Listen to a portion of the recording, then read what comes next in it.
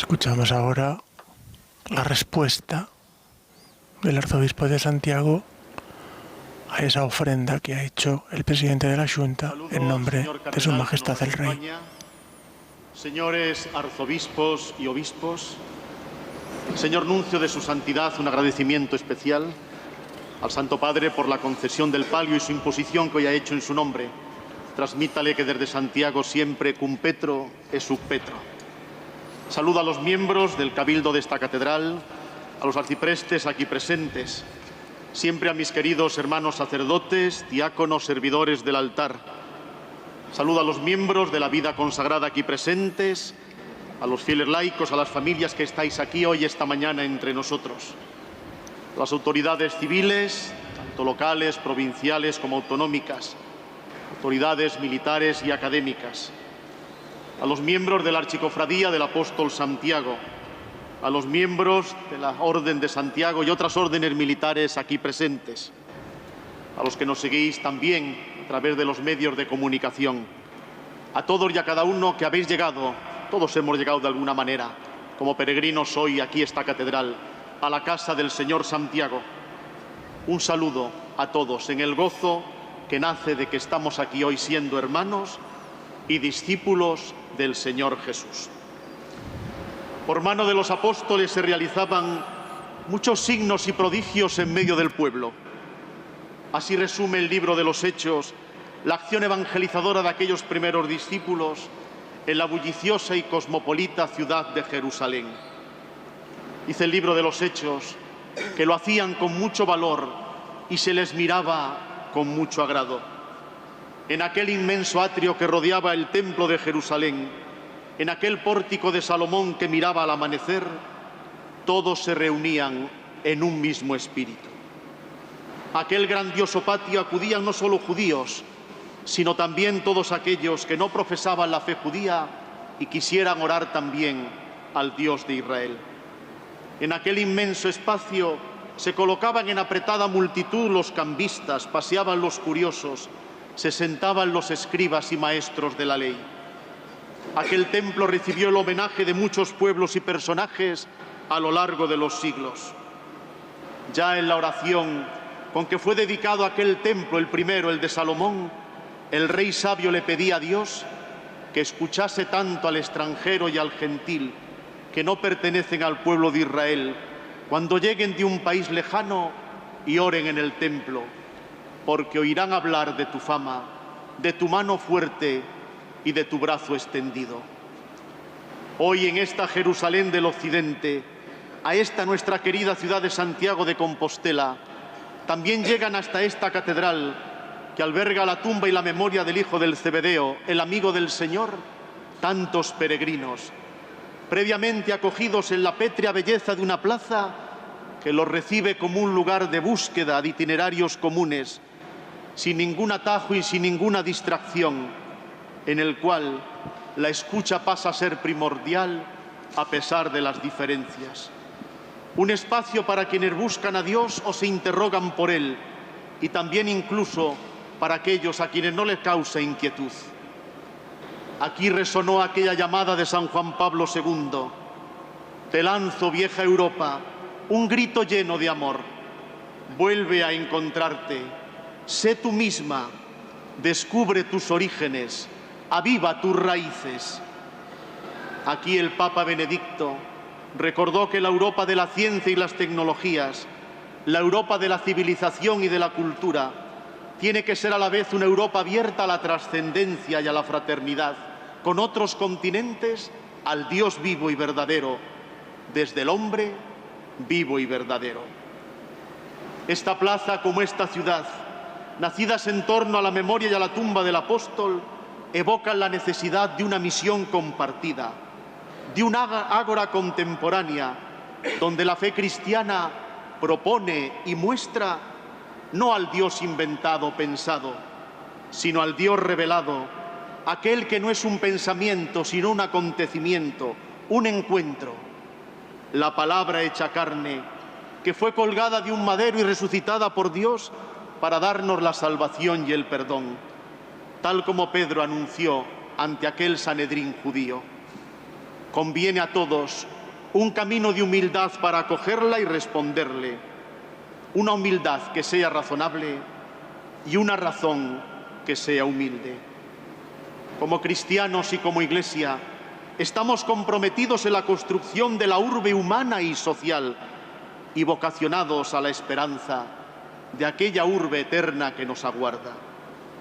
Como se decía en el siglo II sobre los cristianos, toda tierra extraña es su patria y toda patria les resulta extraña. Pero estamos llamados a ser alma del mundo, o sea, parte viva, vivificante, con ánimo y con ánima. Como dice el Papa Francisco, deseamos integrarnos a fondo en la sociedad. Compartimos la vida con todos, escuchamos sus inquietudes, colaboramos material y espiritualmente con ellos en sus necesidades. Nos alegramos con los que están alegres, lloramos con los que lloran y nos comprometemos en la construcción de un mundo nuevo, codo a codo con los demás. Pero no por obligación, no como un peso que nos desgasta, sino como una opción personal que nos llena de alegría y nos otorga identidad. Sin confundir laicidad con laicismo, estamos implantados en la realidad de cada día. Vivimos en la ciudad donde cada uno de nosotros se acredita como persona y profesional, como compañero o como vecino. Cuando nos desacreditamos en un campo tan fundamental como este, no tenemos credibilidad en lo demás, porque hay palabras sagradas cuya realización o negación acreditan o desacreditan a una persona. Libertad, justicia y verdad. Y quien carece de ellas porque se le niegan o las niega en primera persona, carece de dignidad. Ninguna forma de vida encauza todas las necesidades humanas y ninguna política es plenamente coherente con el reino de Dios.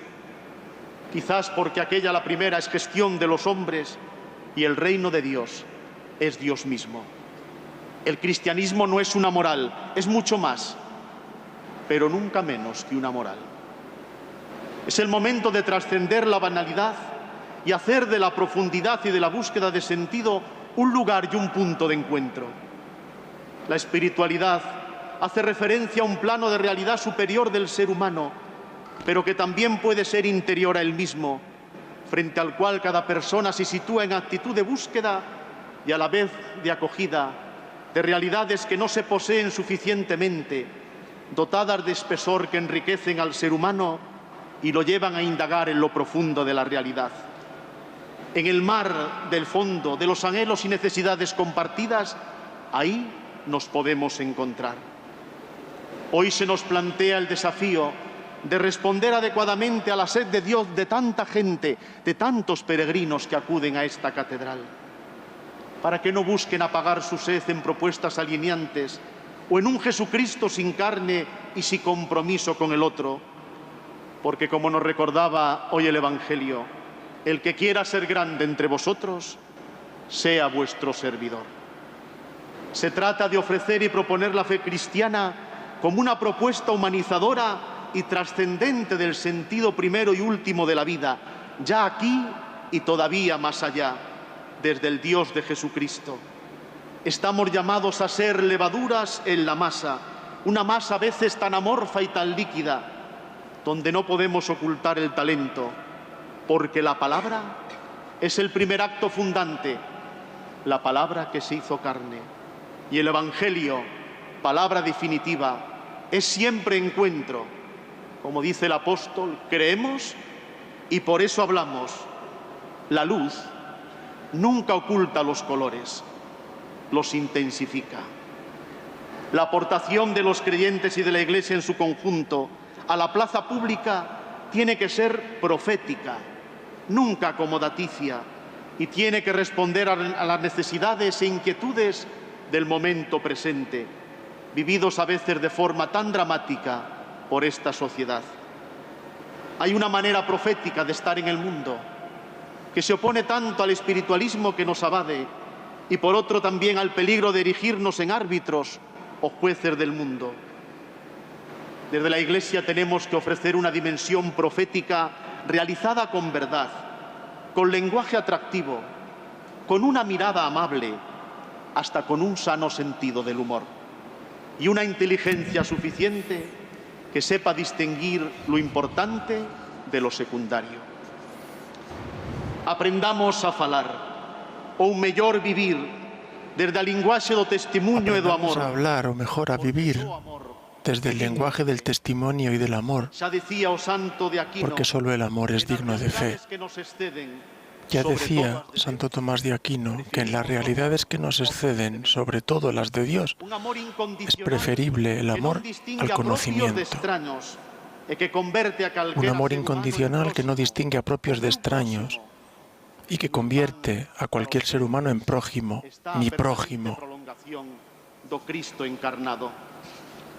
Tenemos que amar sinceramente a cada hombre y mujer Tenemos que amar sinceramente a cada hombre y mujer con los que compartimos ciudad, vida y espacio, poniendo empeño en defender lo justo y denunciar lo injusto, en rechazar lo malo como en promover el bien, pero sí también reconocer y apoyar a sinceras bondades. O ideal cristiano siempre convidará a superar a sospeita. El ideal cristiano siempre invitará a superar la sospecha, la desconfianza permanente, el temor para ser invadidos, las actitudes defensivas que nos impone el mundo actual. Sino en hermandade, onde home, cada persoa, pode respirar con folgura para baleirarse dos excesos e colmar os baleiros. Os cristianos temos aquí unha responsabilidade única. Los cristianos tenemos una responsabilidad única en medio de este ágora, de esta plaza, ser testigos de la paternidad de Dios y de la fraternidad de Cristo.